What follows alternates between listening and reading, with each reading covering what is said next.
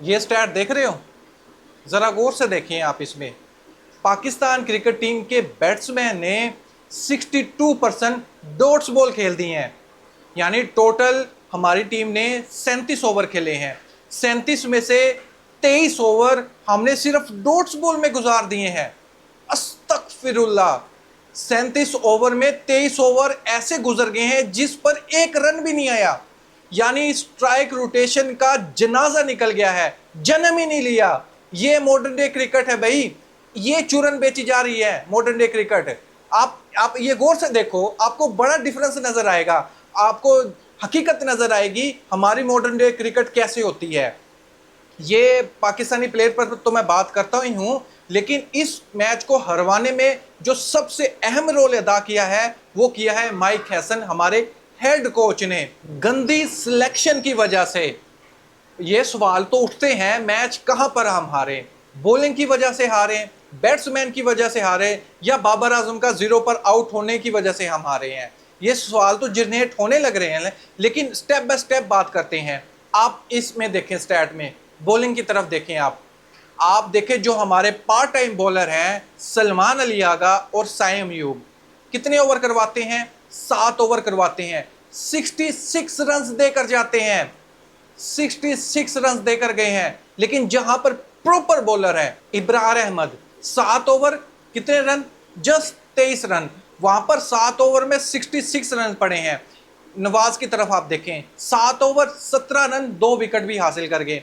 ये 14 ओवर करवाते हैं, 50 रन नहीं देते ये, और साथ में 3 विकेट भी हासिल कर जाते हैं। ये हमारे जो 2 मेन बॉलर हैं। लेकिन जो पार्ट टाइम बॉलर है वो हमें मैच हरवा कर चले जाते हैं, लेकिन क्वेश्चन मार्क बड़ा छोड़ जाते हैं। इन पर किस तरह बात की जाए, मुझे ये बताओ दोस्तों। क्या ये छोटी गलती है?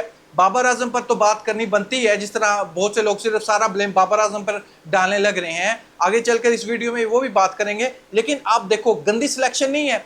माइक हैसन का प्लान सिर्फ इतना है कि मैं सिर्फ 3 प्रॉपर बॉलर के साथ जाऊं और 4 बैट्समैन हो, बाकी सारे ऑलराउंडर हो। माइक हैसन ऐसा प्लान लेकर चलते हैं। और कोई क्रिकेट एक्सपर्ट जितने भी एनालिसिस कर रहे हैं प्रोग्राम में बैठकर आजकल, वो यही कह रहे हैं कि ये फार्मूला बड़ी टीम के अगेंस्ट नहीं चलेगा। इक्का दुक्का मैच में आप कामयाब हो जाओगे, लेकिन प्रॉपर बॉलर्स के साथ आप, विदाउट प्रॉपर बॉलर्स आप मैदान में उतर ही नहीं सकते। लेकिन माइक हसन को ये बात समझ नहीं आती। वो चाहता है सिर्फ 3 बॉलर हो, बाकी सारे ऑलराउंडर हो, उसको इस चीज से फर्क नहीं पड़ता।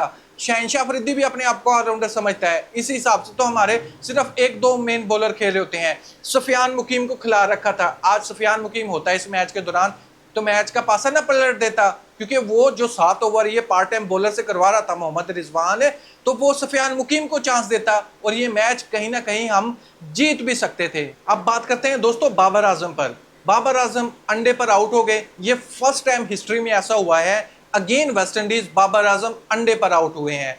हर बॉलर का ड्रीम होता है कि बाबर आजम को आउट करना, लेकिन आजकल हर बॉलर अपने ख्वाब को हकीकत में कन्वर्ट कर रहा है बाबर आजम की विकेट को लेकर। ऐसा ही फील हो रहा है, क्योंकि जो बाबर आजम के अगेंस्ट है वो सिर्फ बाबर आजम पर ब्लेम डालने लग रहे हैं, जबकि जो मैंने स्टार्टिंग में आपको बताया है बड़ी कमजोरी को आप देखने नहीं लग रहे, उसको इग्नोर किया जा रहा है।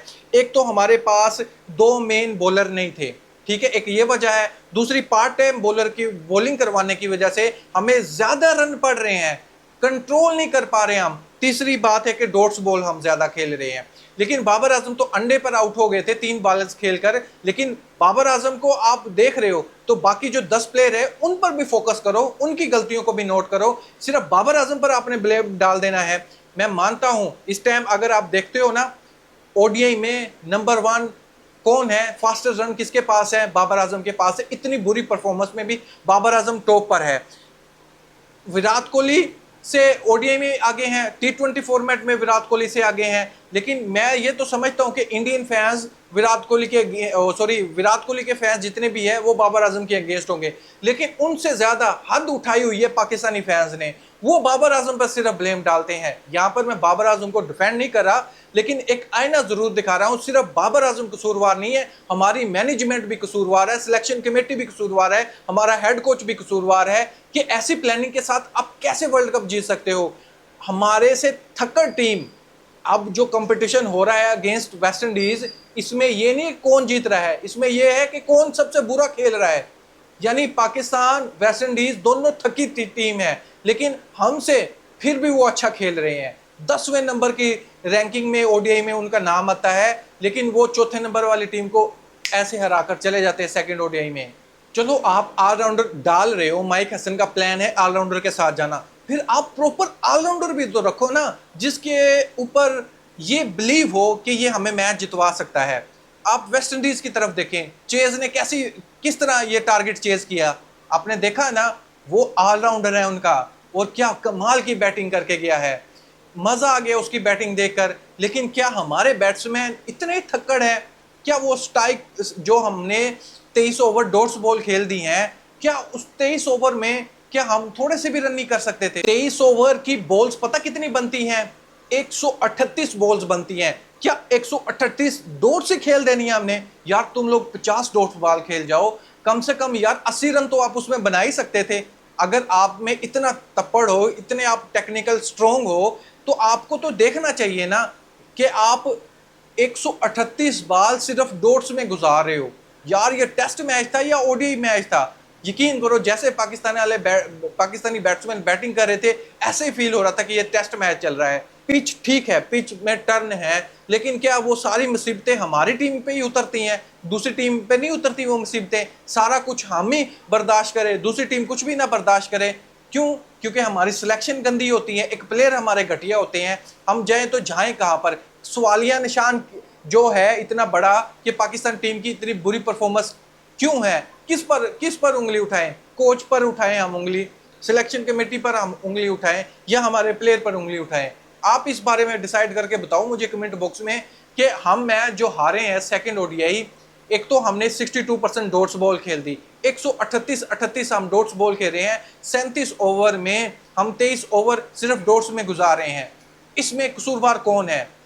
या तो प्लेयर ऐसे सिलेक्ट करो, सिलेक्शन कमेटी का भी कसूरवार है, ऊपर से कोच का भी कसूर उतना ही होना चाहिए। दोस्तों इसमें मैं आपको ओपिनियन जानना चाहूँगा, आप ईमानदारी से फैक्ट के साथ कमेंट बॉक्स में मुझे ज़रूर बताइएगा, जो दूसरे ओडीआई में हमें हार मिली है, इसमें सबसे बड़ा जिम्मेदार कौन है? न्यूट्रल रहकर कमेंट बॉक्स में मुझे ज़रूर बताइएगा कि आपको सबसे बड़ी वजह कौन सी लगी।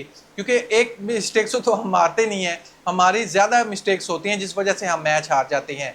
लेकिन फिर भी मैं आपकी राय ज़रूर जानना चाहूँगा, जो second ODI match versus West Indies हम हारे हैं, सबसे बड़ी वजह आपके नज़दीक कौन सी है? उसके बारे में कमेंट बॉक्स में ज़रूर बताएं। थैंक यू, अल्लाह हाफिज़।